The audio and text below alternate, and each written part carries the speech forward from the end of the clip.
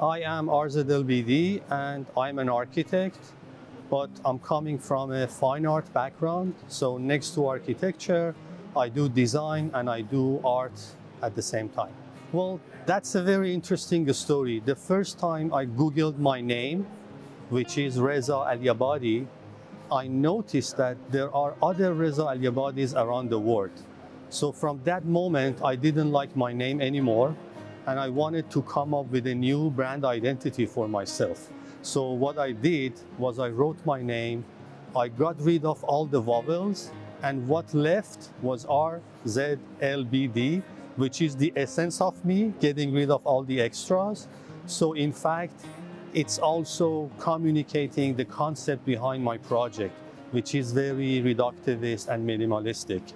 Just purging, letting go of all the unnecessary stuff. Well, I don't want to be very typical and predictable, but I would say less is more, always, all the time. Well, I am a lone wolf. Most of the time I work alone, especially at the concept stage, because I think creativity is a lone practice. But once the idea is out there, you definitely need a teamwork or a collaboration. But the beginning is always, for me, very focused, very introvert, and very alone. Well, these past few days that I am in Istanbul, the only name that keeps coming back to mind is Orhan Pamuk, which is one of my most favorite authors from this beautiful country. In fact, I do my best to avoid staying up to date with the mainstream trends. For me, that does the destruction all the time. I would love to go back to the history, find something that appeals to me, and then come up with a new or modern reinterpretation of something that has been done in the past, rather than just restlessly follow what's happening on the trend all the time. Definitely backpack.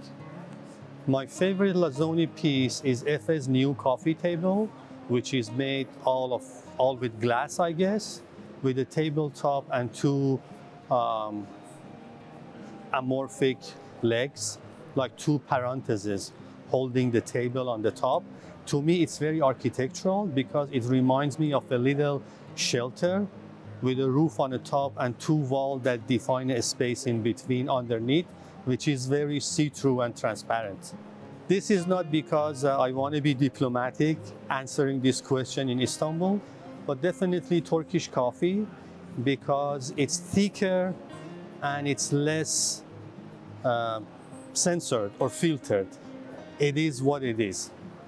Reading every day.